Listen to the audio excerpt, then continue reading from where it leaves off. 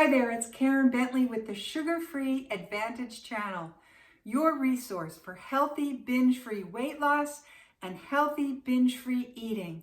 And today we're going to be doing another one of our binge recovery series, and this is on binge affirmations. Affirmations you can say to yourself to stop yourself from binging, to be binge-free for the rest of your life.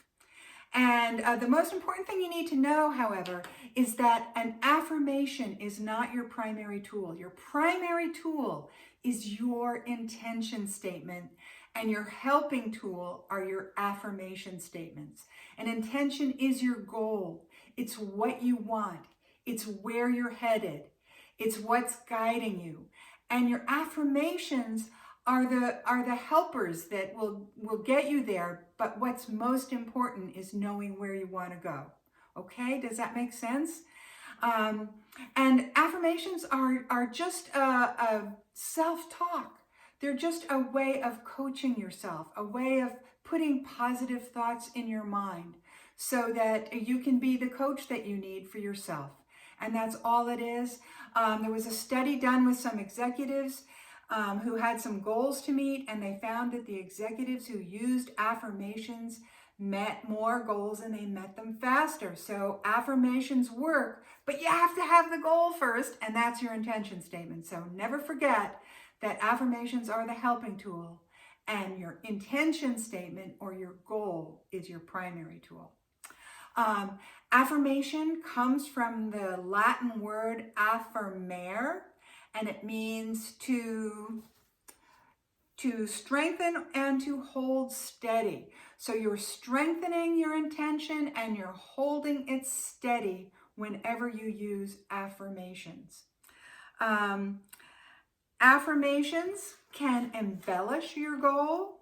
They can keep them fresh, alive, and interesting in your mind. They put helpful, positive thoughts in your mind instead of doubt and negative thoughts. They keep you focused on what you want instead of whining about what you don't want. And they become all the reasons you can do something instead of all the reasons you can't. So how good is that? That's about as good as it gets. And you can do it for yourself. Some tips. I would really like you to start thinking about affirmations as magic.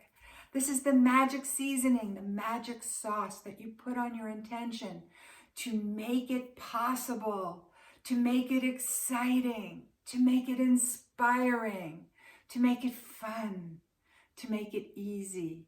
So an affirmation is the magic that you add to your intention, and it can be really good magic.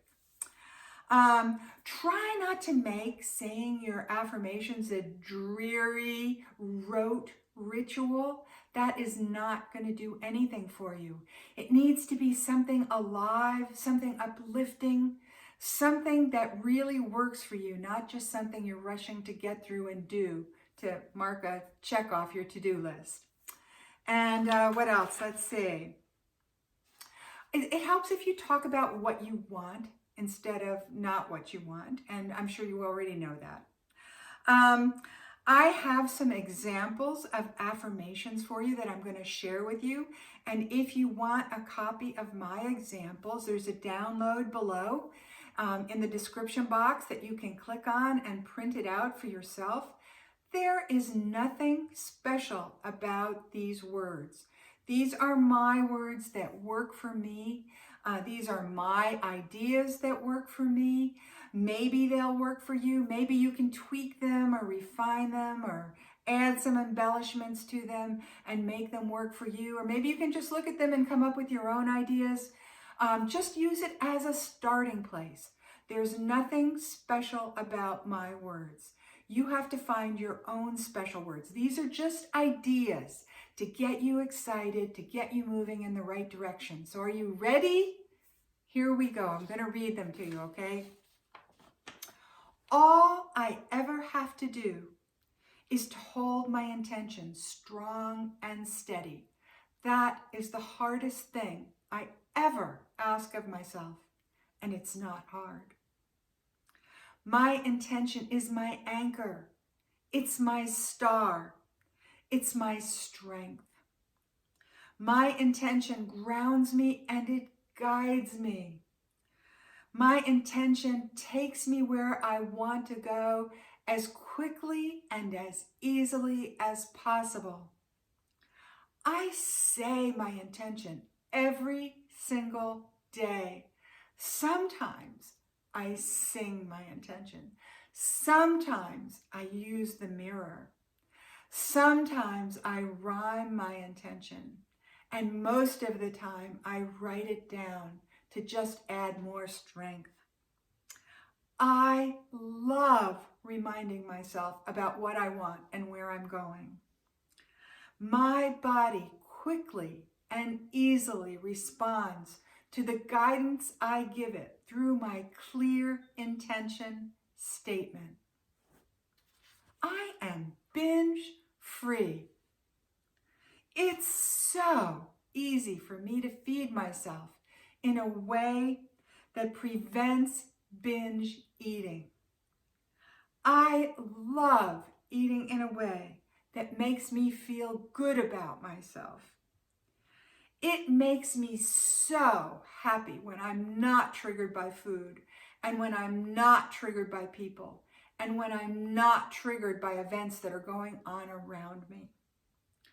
I always feed myself enough so that I'm never hungry.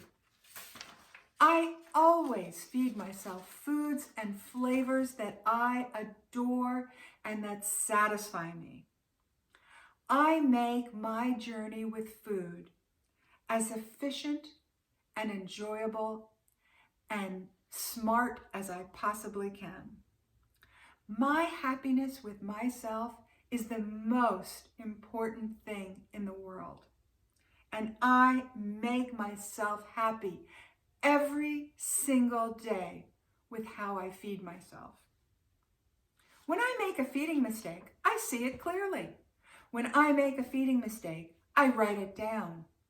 When I make a feeding mistake, I figure out how to prevent it.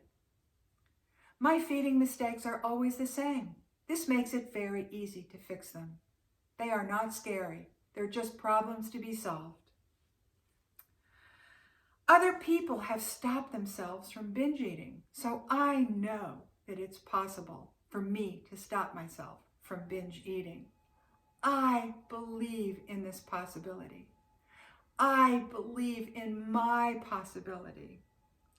I allow myself to be led by this possibility. I know what I want. It isn't hard. I give it to myself. Now go do it. Hey, if you like this content, please smash that like button. And if you really liked it, hit the subscribe button and the little notification bell.